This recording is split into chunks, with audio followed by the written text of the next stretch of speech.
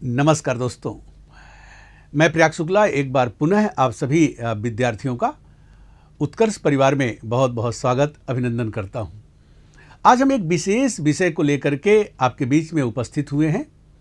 Nobel prize 3 क्षेत्रों में मुख्य रूप से दिया जाता है, जिसमें रसायन शास्त्र के अंतर्गत, केमिस्ट्री के अंतर्गत, फिजिक्स के अंतर्गत और मेडिसिन चिकित्सा में। इन तीनों क्षेत्रों में आज हम जो चर्चा करने वाले हैं, रसायन शास्त्र में 2023 का जो नोबेल पुरस्कार दिया गया है उस पर एक विशेष बातचीत करेंगे। यह विषय वस्तु काफ़ी महत्वपूर्ण है।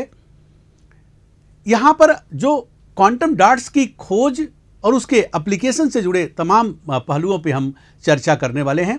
तो नोबेल प्राइज 2023 रसायन शास्त्र के क्षेत्र में क्यों इतना चर्चा में है, क्यों इतना महत्वपूर्ण है, हाल के जल्दी ही इसको प्रदान किया गया है। तो आइए इस पे पूरे डिटेल में हम चर्चा को अपने आगे बढ़ाते हैं।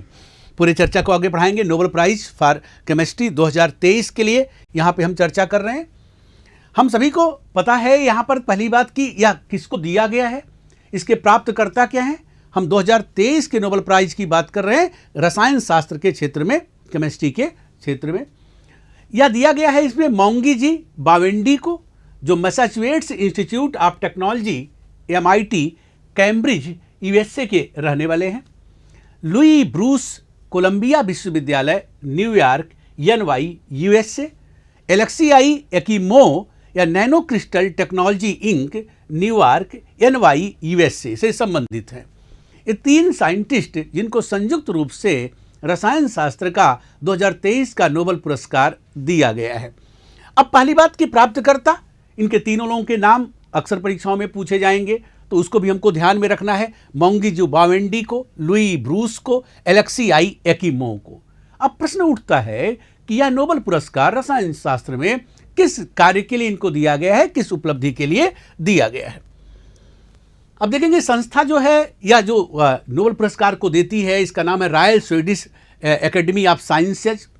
इसकी स्थापना 1739 में हुआ था, 1739 में इसकी स्थापना हुई थी। और यह एक तरह से royal Swedish academy of sciences एक स्वतंत्र संगठन है, जिसका उद्देश्य अगर हम देखें कि विज्ञान को बढ़ावा देना, समाज में उनके प्रभाव को मजबूत करना, एक प्रकार से नवाचार को भी प्रेरित करना है और मानवता कल्याण के लिए यह होता है। पुरस्कार की इसमें जो राशि प्रदान की जाती है, यह बड़ी राशि है, 11 मिलियन स्वीडिश क्रोनर, यानी 1 मिलियन अमेरिकी डॉलर। 1 मिलियन अमेरिकी डॉलर इसकी राशि है। 10 लाख डॉलर का इसमें नगद पुरस्कार भी दिया जाता है। धनराशि अवार्ड के संस्थापक और स्वीडिश आविष्कारक अल्फ्रेड नोबेल से सभी लोग परिचित हैं। अल्फ्रेड नोबेल की छोड़ी हुई जो उनकी वसीयत थी, उससे जो संपत्ति आई थी, उसके आधार पर इसकी इनाम राशि निर्धारित की गई है। तो यहाँ पर बात हो गई कि भाई कौन संस्था इसको देता है, तो स्वीडिश जो यहाँ पर रॉयल स्वीडिश एकेडमी है या इसको ऑफ साइंसेज द्वारा इसको प्रदान किया जाता है। अब अगला प्रश्न उठता है कि यह रसायन शास्त्र का जो नोबेल पुरस्कार दिया गया वह किसके लिए दिया गया है, किस खोज के लिए दिया गया है। तो क्वांटम डॉट्स की खोज और संश्लेषण के लिए इसे प्रदान किया गया है। सबसे महत्वपूर्ण बात यहाँ पे है कि क्वांटम डॉट्स की खोज और संश्लेषण के लिए प्रदान किया गया है। अभी हम आपसे चर्चा करने वाले हैं कि क्वांटम डॉट्स कहाँ पर अनुप्रयोगी है, कहाँ पर इसका हम उपयोग कर सकते हैं, सबसे महत्वपूर्ण बात है। वैसे जो इसका संदर्भ सबसे बड़ा लिया जा रहा है कि इससे उत्पन्न प्रकाश का उपयोग हम मुख्य रूप से कैंसर जैसी बीमारी में शल्य क्रिया के दौरान, ऑपरेशन के दौरान हम उस ऊतक को देखने में करेंगे, इतना प्रकाश यहाँ पे उत्पन्न होगा। लेकिन सबसे महत्वपूर्ण बात है कि यह क्वांटम डॉट्स होता क्या है, इसकी पूरी तकनीक क्या है, इसको भी यहाँ पर समझना है। हमने कहा कि यह पुरस्कार जो 2023 क्वांटम डॉट्स नैनो कण की खोज, देखिएगा यहाँ पर नैनो पार्टिकल्स वह पार्टिकल्स होते हैं जिनके आकार को हम 1 मीटर के अरबवें हिस्से तक ले आते हैं। सामान्यतः नैनो तकनीकी के अंतर्गत हम उन कणों का उपयोग कर रहे हैं जिनके साइज सामान्यतः 10 नैनोमीटर से लेके 100 नैनोमीटर तक हो सकते हैं। वैसे एक नैनो पार्टिकल्स का मतलब क्या है? एक नैनो पार्टिकल्स का मतलब होता है कि अगर हम 1 मीटर के अरबवें भाग तक आएं तो वैसे पार्टिकल्स को हम क्या कहेंगे? नैनो पार्टिकल्स कहेंगे। नैनो टेक्नोलॉजी के अंदर इन नैनो पार्टिकल्स का उपयोग हम विस्तार से पढ़ते और समझते हैं। वर्तमान में नैनो पार्टिकल्स का उपयोग विभिन्न क्षेत्रों में भी किया जा रहा है नैनो टेक्नोलॉजी के अंतर्गत, चाहे वह नैनो रोबोट्स बनाने हो, या आप देखेंगे कि नैनो ड्रग्स की जो संकल्पना है, या नैनो प्रकार के पदार्थ जो उद्योगों में भी उपयोगी हैं। लेकिन यहाँ पर कहा गया कि क्वांटम डॉट्स की खोज और संश्लेषण के लिए यह पुरस्कार दिया गया है। इसमें कहा गया है कि यह उनका आकार उनके गुणों को निर्धारित करता है। नैनो टेक्नोलॉजी के ये सबसे छोटे घटक अब कहां पर प्रयोग किए जाएंगे? टेलीविजन और एलईडी लैंप। वर्तमान में जो हम टीवी देख रहे हैं, टेलीविजन देख रहे हैं, उसमें हम ज्यादातर एलईडी को समझ रहे हैं। किसको समझ रहे हैं? अभी आगे चर्चा हम करने वाले हैं एलईडी। अब एलईडी से भी एक एडवांस वर्जन है टेलीविजन का, जिसको हम ओएलईडी कहते हैं, ओएलईडी कहते हैं। और इससे भी एक एडवांस वर्जन जिसकी बात यहां पर किया गया है, जिसको QLED के नाम से जाना गया है, क्वांटम एलईडी। एलईडी का जो फुल फॉर्म होता है लाइट एमिटिंग डायोड, मतलब प्रकाश उत्सर्जक डायोड।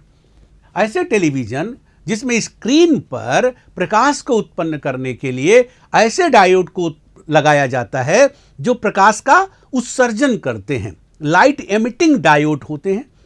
अब उसके बाद एक ऐसे एलईडी का आविष्कार किया गया जो और बेहतर प्रकाश को उत्पन्न कर सकता है, रंगों की क्लियरिटी को और अच्छा कर सकता है। उसका नाम है OLED। यहां पर O से तात्पर्य है ऑर्गेनिक से।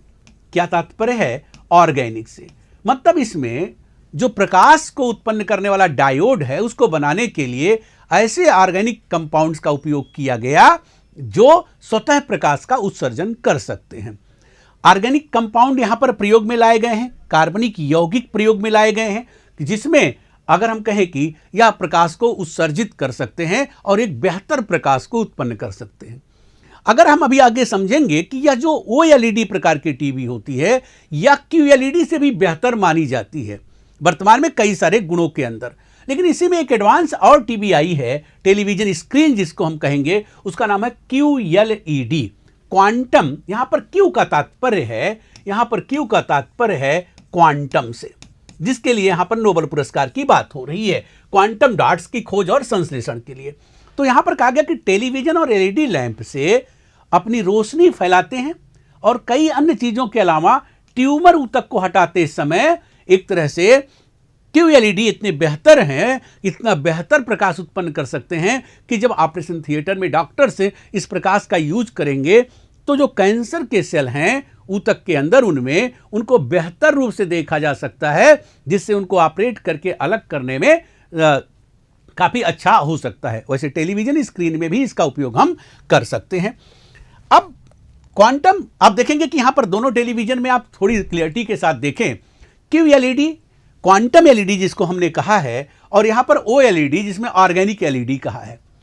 QLED हमेशा से अब अगर कुछ मायनों में और ज्यादा बेहतर माना गया है रंगों की क्लियरिटी के लिए, क्योंकि इस प्रकार के जो क्वांटम एलईडी है, इसमें नीचे आप देखेंगे कि बीच में कुछ नैनो पार्टिकल्स यूज किए जाते हैं। दोनों सतह में जो बनाया जाता है टेलीविजन, इसके बीच में नैनो पार्टिकल्स उपस्थित होते हैं जो एक तरह से गर्म होकर के यहां पर क्या करते हैं, और ज्यादा उच्च प्रकाश को उत्पन्न करते हैं, साथ में विभिन्न रंग को वह और ज्यादा क्लियर कर देते हैं या रंगों को बांटने में सहायता करते हैं, जिससे किसी भी पिक्चर की क्वालिटी और ज्यादा बढ़ जाती है और अच्छी हो जाती है। एक एक रंग की क्लियरिटी को और अच्छे से देखा जा सकता है। हम कोई भी टेलीविजन जब खरीदते हैं तो वहां पर हमारे मुख्य फोकस पे होता है कि भाई उसमें पिक्चर क्वालिटी क्या है। वैसे पिक्चर क्वालिटी के लिए एक शब्द और हम पढ़ते हैं जिसको हम पिक्सल कहते हैं।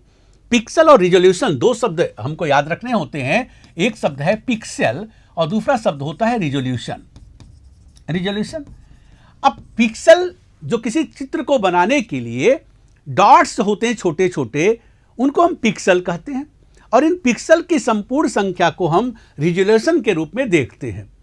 आप कभी भी कोई पिक्चर प्राप्त करते हैं, किसी कैमरे से कोई तस्वीर खींचते हैं, तो अगर आप उसको तस्वीर को फैलाएं और वो फटने लगता है तो आप कहते हैं कि पिक्चर की क्वालिटी खराब है। इसका मतलब उसमें डॉट्स कम हैं।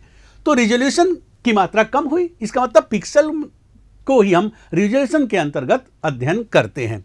एक प्रकार से QLED जो टीवी है, क्वांटम LED टीवी है, इसको कई मामलों में OLED टीवी से, जो ऑर्गेनिक LED टीवी है, लाइट एमिटिंग डायोड वाली टीवी है, उससे बेहतर माना गया है। वैसे कई सारे अध्ययन में ये भी बात आई है कि QLED से OLED ज़्यादा बेहतर होती है, वो तो एक अलग टॉपिक है। लेकिन ये QLED तो ये टेलीविजन में प्रयोग हो रहा है, एक प्रकार से प्रकाश को उत्सर्जित करने के लिए क्वांटम स्तर पर प्रयोग हो रहा है, मतलब नैनो पार्टिकल्स का प्रयोग किया जा रहा है। इसीलिए और कहा गया इस प्रकाश से हम कैंसर को देख सकते हैं, कैंसर कोशिकाओं को देख सकते हैं, जिससे हमारे जो डॉक्टर्स होंगे ऑपरेशन के समय उसका उपयोग करेंगे। इस मामले में यह ज़्यादा महत्वपूर्ण बात हो जाती है। यहाँ पर हमने कहा कि एक सामान्य वाली LED इस तरह का भी आप देखते हैं, तो 2-3 प्रकार की LED आपके सामने है। वैसे LED के पहले LCD का भी ज़माना था, जहाँ पर हम क्रिस्टल के रूप में वहाँ पर पदार्थ का उपयोग करते थे, वहाँ लिक्विड क्रिस्टल उपयोग में लाया जाता था LCD स्क्रीन के अंदर। अब देखेंगे क्वांटम डॉट्स क्या है, एक महत्वपूर्ण बात है। क्वांटम डॉट्स मानव निर्मित, हमने कहा कि नैनो स्केल एक क्रिस्टल हैं। कैसे क्रिस्टल हैं? जो मानव निर्मित होते हैं और नैनो आकार के होते हैं। और नैनो आकार को हमने कहा कि 1 नैनोमीटर की अगर हम बात करें, 1 नैनोमीटर की, तो यह क्या होता है?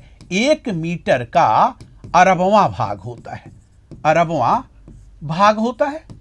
वैसे हम इसको ऐसे भी कह देते हैं कि 10⁻⁹ मीटर कह देते हैं, लेकिन 1 मीटर का अरबवां भाग समझने के लिए ज़्यादा अच्छा है कि अगर किसी पदार्थ को हम ले आएं, उसके पार्टिकल्स के आकार को लाएं, तो उसके कई सारे गुण धर्म बदल जाते हैं। वह अत्यंत हल्का भी हो सकता है और कई सारे हम नैनो पार्टिकल्स प्राप्त करने की वजह कई सारी हो सकती है। कई बार हम नैनो पार्टिकल्स इसलिए प्राप्त करते हैं कि वह क्या हो कि काफ़ी छोटे आकार का हो जाए, हल्का हो जाए और उसकी मजबूती अधिक हो जाए। जैसे नैनो पार्टिकल्स का हम उपयोग करके गाड़ियों के ऊपर लेप भी कर रहे हैं, खरोच रहित गाड़ियाँ बनाने में उपयोग कर रहे हैं। इसके अलावा आप देखेंगे नैनो रोबोट्स बनाए जा रहे हैं जो ड्रग डिलीवरी कर सकते हैं, ऐसे भी अनुसंधान हुए हैं। आप देखेंगे कि नैनो प्रकार के तमाम पार्टिकल्स स्तर पे लाके दवाओं के आकार को छोटा किया जा रहा है, साथ में दवाओं के आकार को छोटा करके उसके मात्रा को कम कर दिया जाएगा और उसके जहां पर सटीक रूप से उसको पहुंचना है, उसको रोबोट के माध्यम से, नैनो रोबोट के माध्यम से वहां पहुंचा भी सकते हैं। तो नैनो तकनीकी के कई सारे पहलू भी हैं। अब कहा गया कि इसमें कहा गया कि अद्वितीय ऑप्टिकल और इलेक्ट्रॉनिक गुणों का प्रदर्शन करते हैं। हमने कहा कि ये जो क्वांटम डॉट्स हैं, ये नैनो स्केल पर निर्मित क्रिस्टल होते हैं जो एक प्रकार के ऑप्टिकल और इलेक्ट्रॉनिक गुणों का प्रदर्शन करते हैं। इसीलिए तो नैनो पार्टिकल्स का प्रयोग किया जा रहा है, नैनो डॉट्स का प्रयोग किया जा रहा है प्रकाश की मात्रा को और उच्च करने के लिए, साथ में रंगों का विभेदन करने में भी इनका हम टेलीविजन में कर रहे हैं। हमने कहा जिसमें इलेक्ट्रॉनों का परिवहन करने और अल्ट्रावायलेट प्रकाश के संपर्क में आने पर विभिन्न रंगों के प्रकाश उत्सर्जित करने की क्षमता इसमें शामिल है। इसको आप बता सकते हैं। हमने कहा कि नैनो स्केल पर एक कण क्वांटम बलों से प्रभावित जो आकार है निर्भर विशेषताओं को प्रदर्शित करते हैं और गुरुत्वाकर्षण द्वारा नियंत्रित जो मैक्रोस्कोपिक भौतिकी से भिन्न होते हैं। इनमें एक क्वालिटी ये भी है, यह इलेक्ट्रॉन ऊर्जा को अवशोषित कर सकते हैं, क्वांटम बिंदु के आकार के आधार पर या निश्चित रंग का प्रदर्शन भी कर सकते हैं। इसको भी आप बता सकते हैं। अब देखेंगे कि वे कृत्रिम, अब क्वांटम के बारे में थोड़ा सा और डिटेल में अगर जानना हो तो हम कह सकते हैं कि वे कृत्रिम परमाणुओं की तरह व्यवहार करते हैं। कैसे व्यवहार करते हैं? एटम जो सबसे सूक्ष्मतम इकाई है, किसी एटम के निर्माण के लिए पदार्थ का सबसे सूक्ष्मतम इकाई एटम हुआ, परमाणु हुआ, जो 3 प्रकार के फंडामेंटल पार्टिकल से बनता है, मूलभूत कणों से बनता है, जिसके न्यूक्लियस में, नाभिक में प्रोटॉन और न्यूट्रॉन उपस्थित होता है और उसकी कक्षा में क्या होता है? ऑर्बिट्स में इलेक्ट्रॉन उपस्थित होता है। तो न्यूक्लियस के अंदर उस परमाणु के एटम के नाभिक में प्रोटॉन और न्यूट्रॉन है और उसकी बाह्य कक्षाओं में इलेक्ट्रॉन होगा। तो वे कृत्रिम परमाणुओं की तरह व्यवहार करेंगे क्योंकि उनके पास एक सीमित स्थान में निश्चित संख्या में इलेक्ट्रॉन होते हैं। इस इलेक्ट्रॉन होंगे क्योंकि आपने पदार्थ की सबसे सूक्ष्मतम आकार को लाया है, आकार लाया है नैनो पार्टिकल्स। अब नैनो पार्टिकल्स मतलब परमाणु से भी होंगे और परमाणु के आकार को अब आप क्या कर रहे हैं, यहाँ पे परमाणु का आकार एकदम बहुत नजदीक हो जाएगा क्योंकि कोई भी नाभिक होगा तो ये नाभिक के अंदर यहाँ प्रोटॉन होगा, न्यूट्रॉन, और इसके ऑर्बिट्स में इलेक्ट्रॉन होंगे, कक्षा में इलेक्ट्रॉन होगा। तो ये काफ़ी छोटे आकार होंगे जिसकी निश्चित संख्या में इलेक्ट्रॉन रहेंगे। जैसे यहाँ पर देखा गया कि ब्लू लाइट अगर हम प्रयोग में लाते हैं तो यहाँ 450 नैनोमीटर इसकी वेवलेंथ होती है। जो नीली लाइट है उसका वेवलेंथ यहाँ पे 450 नैनोमीटर वेवलेंथ आएगा।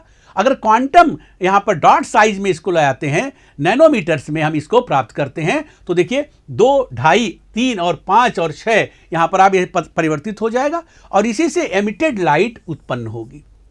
एमिटेड का अर्थ है यहाँ पर उत्सर्जक लाइट, जो सामान्य एलईडी भी लाइट एमिटिंग डायोड से इस बात को करते हैं, यहाँ पर हम क्वांटम का प्रयोग करके कर रहे हैं।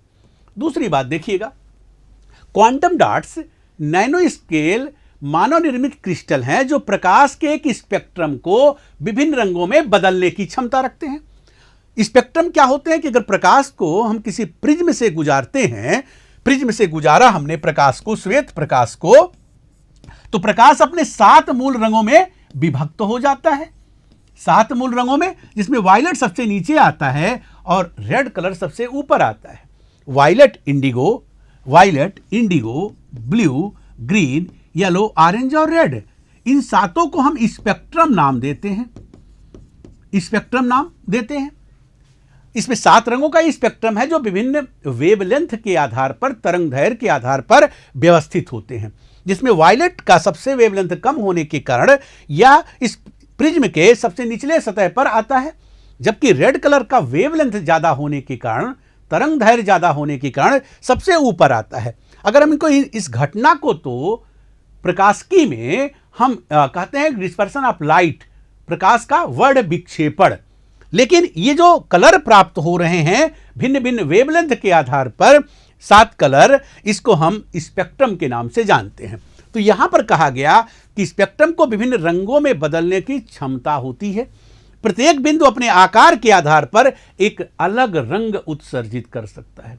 इसका मतलब क्या होगा कि ऐसे अगर इस तकनीकी का प्रयोग हम टेलीविजन में करेंगे तो हमको रंगों की क्लियरिटी और ज़्यादा हो जाएगी और हमको जो अनुभूति होगी इस टेलीविजन को देखने पे और बेहतर होगी। इसलिए क्वांटम एलईडी को रंगों के विभाजन के मामले में काफ़ी बेहतर माना जा रहा है।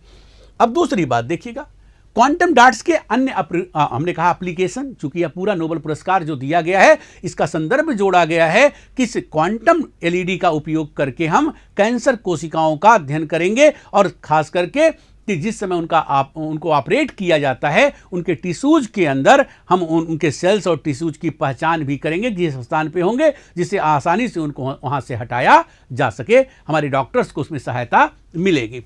अब क्वांटम चिकित्सा में इसका उपयोग क्या है?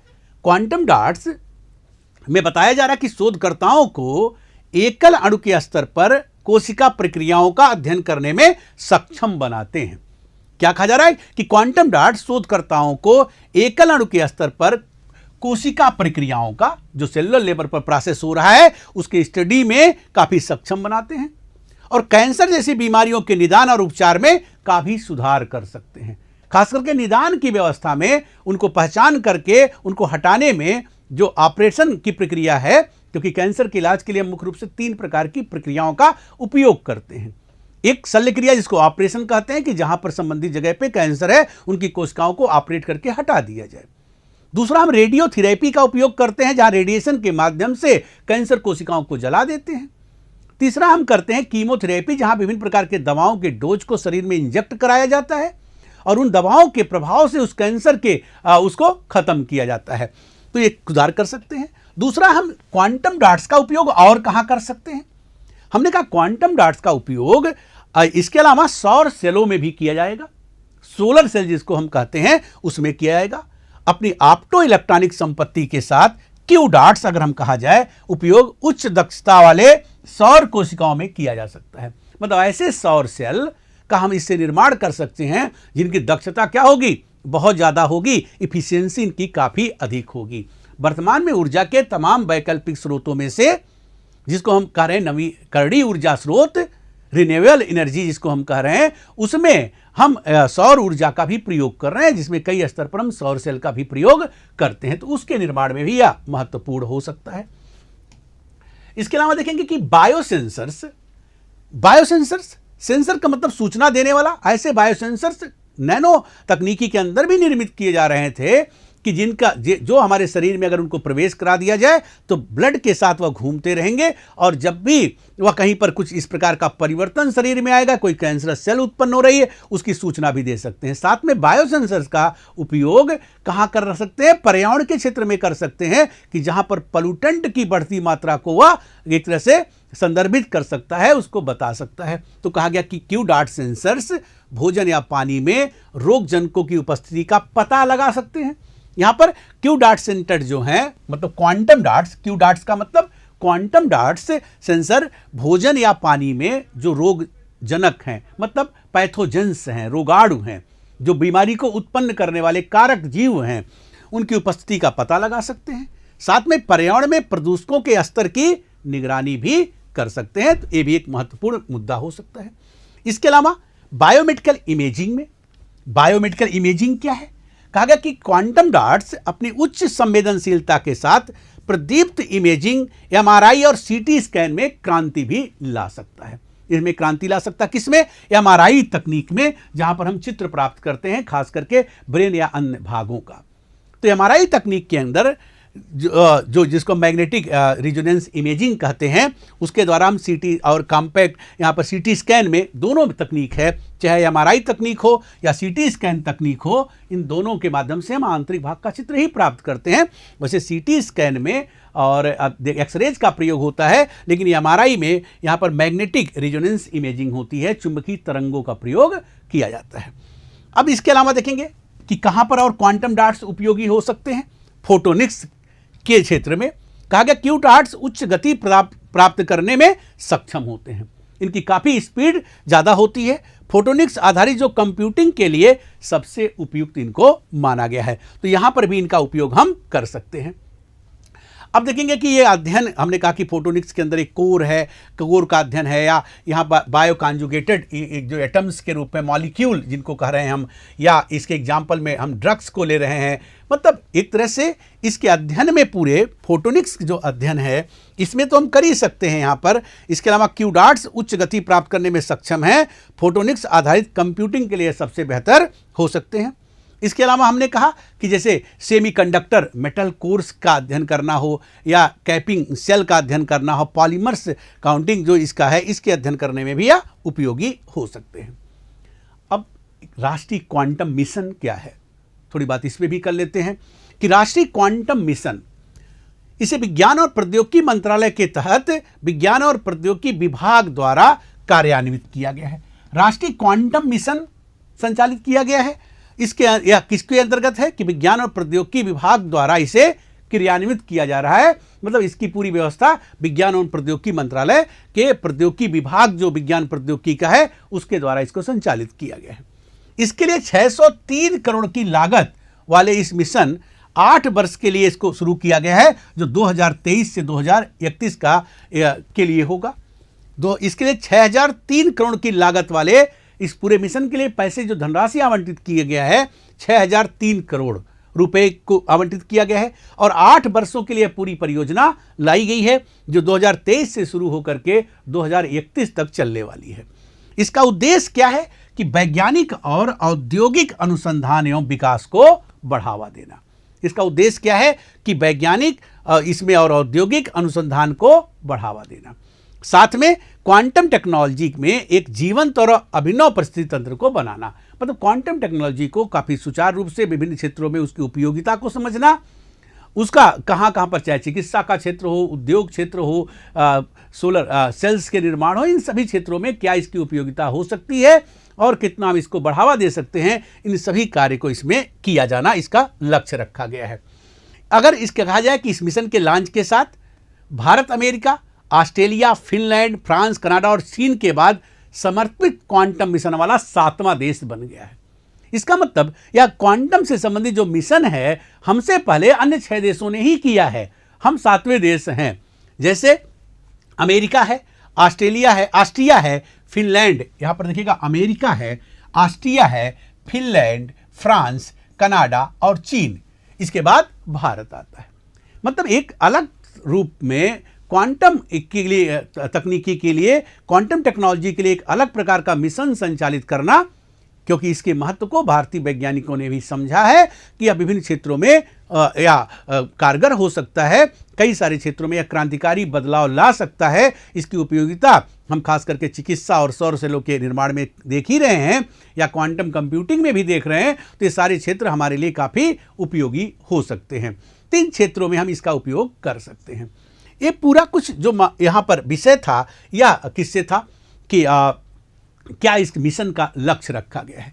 इसके अलावा कहा गया कि भाई क्वांटम टेक्नोलॉजी अगर कुछ शब्दों में हम समझें, क्योंकि पूरा जो चर्चा हमारी है प्री मेन सभी आधार पर है कि क्वांटम टेक्नोलॉजी है क्या, तो हम कहेंगे क्वांटम प्रौद्योगिकी या क्वांटम टेक्नोलॉजी विज्ञान और इंजीनियरिंग का एक क्षेत्र है जहां पर क्वांटम यांत्रिकी के अंदर सिद्धांतों से संबंधित है, जो सबसे छोटे पैमाने पर पदार्थ और ऊर्जा के व्यवहार का अध्ययन करता है।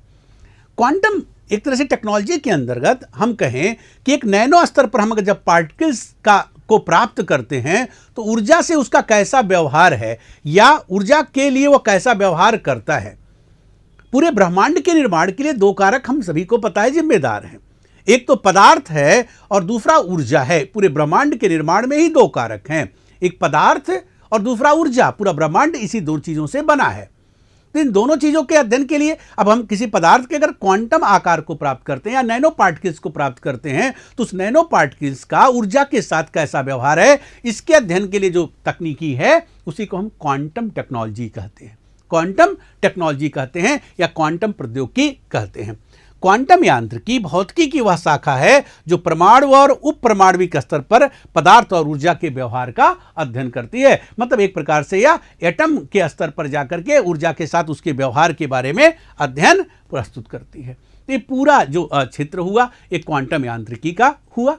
क्वांटम यांत्रिकी के अंदर हम पदार्थ के एटॉमिक स्तर पर आने के बाद उसका ऊर्जा से कैसा व्यवहार होगा उसमें किया जाएगा। ये जो हम यहाँ पर चर्चा कर रहे हैं कि OLED, हमने कहा था कि OLED में हम ऑर्गेनिक पदार्थ का उपयोग कर रहे हैं, जो जबकि QLED जो टेलीविजन बनाई जा रही है या सबसे इसको ऊपर माना गया, क्वांटम आकार के कण हम प्राप्त करते हैं और LED की जो दोनों सतह होगी उसके बीच में हम इन नैनो पार्टिकल्स को, क्वांटम पार्टिकल्स को रखते हैं और जिसके कारण से यह ऊर्जा को काफ़ी तीव्रता से उत्पन्न करते हैं और रंग को अलग अलग स्पेक्ट्रम में बांट देते हैं या स्पेक्ट्रम के विभिन्न रंगों को अलग अलग कर देते हैं, जिससे क्लियरिटी और ज़्यादा बढ़ जाती है और हम अधिकतम किसी चीज़ को देख सकते हैं, अधिक क्लियरिटी के साथ हम देख सकते हैं।